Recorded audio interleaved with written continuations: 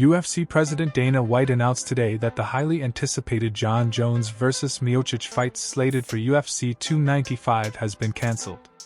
The cancellation comes as a result of a training injury sustained by Jon Jones.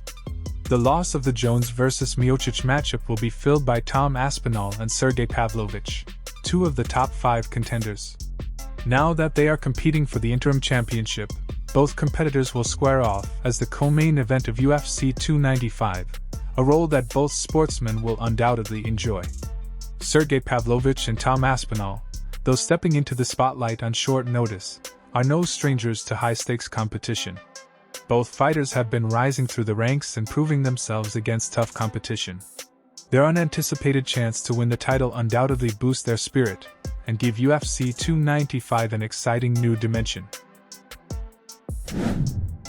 Alexander the Great Volkanovski has received a message from Tyson Fury after his most recent defeat at UFC 294 in the UFC.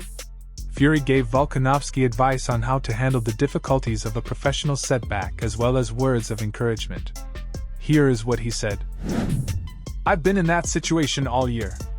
Haven't boxed since last year, December of 2022. I didn't even know if I would box again, and then right out of the blue, all of this has come and here we are. What I'd say to Alexander is keep going. He's a very good professional athlete. You win some, you lose some. Get back in there and kick ass." Volkanovski is undoubtedly grateful for the encouragement from a fellow champion who has persevered through hardship and become stronger.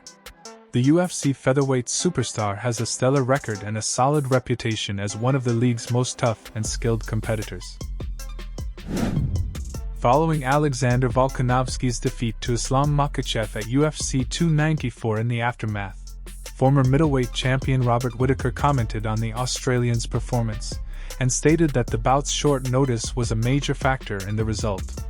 Here is what he said. "He didn't look himself. He looked a little slow, a little sluggish. One of his greatest weapons is his cardio and his ability to stay engaged, to never let his opponent back off. To do that for 25 minutes depletes the opponent's gas tank. We couldn't see that because it was a 12-day Volk, and he slowed down. We've never seen that from him. You take away one of his greatest weapons against the lightweight champion of the world. The game is harsh sometimes." Firas Zahabi, a coach of MMA legend Georges St-Pierre, recently analyzed Khamzat Chimaev's performance against Kamaru Usman and pointed out a weakness that can be used against him in his next fight against Sean Strickland. Zahabi focused on Chimaev's grappling style, pointing out that he didn't pose a danger to submit when he took the opponent's back. Here is what he said. "I'd have to go through their footage, but I'm not liking Khamzat's chance, to be honest with you. The more I'm thinking about it, the more I'm think that it's gonna be tough, man, because the thing is, look, when he had the back, he didn't seem to know how to sub okay. Don't get me wrong, it's not easy to sub on the back, it's not that easy, it's difficult. I feel like he has a very good DARS. I feel like he has like certain chokes that because of his long arms and his incredible strength, he is gonna pull it off. However, I feel that Strickland is gonna prepare for those so that when they do scramble on the mat, even if he gives up his back, he's gonna survive the round and he's gonna push the pace. He's gonna know he has to push the pace, and eventually I think he puts it on him." Following Kamaru Usman's middleweight debut at UFC 294, former middleweight champion Robert Whittaker has shown a strong desire to challenge former welterweight champion. In a recent interview, Whittaker made it clear that he is more than willing to take on Kamaru Usman in his next fight. Here is what he said. "What's next for Usman? Is he gonna stay at middleweight? I don't know, but that fight interests me. I like that fight. I'd fight a middleweight Usman. I don't think it's a bad fight to have. Like, what are you gonna do, make Usman fight through ranks 30 to 20 to get to the top tier?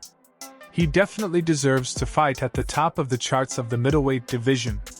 How well he'll do, we will see. But seeing fresh blood at the top of the game, that's interesting. I hope he stays. Stick around, Usman. It's fun up here, mate." Thanks for watching. If you're a fan of MMA, be sure to hit the subscribe button and turn on notifications, so you never miss an update. Also leave a comment below with your thoughts on today's news. Keep supporting the sport, and we'll see you in the next one.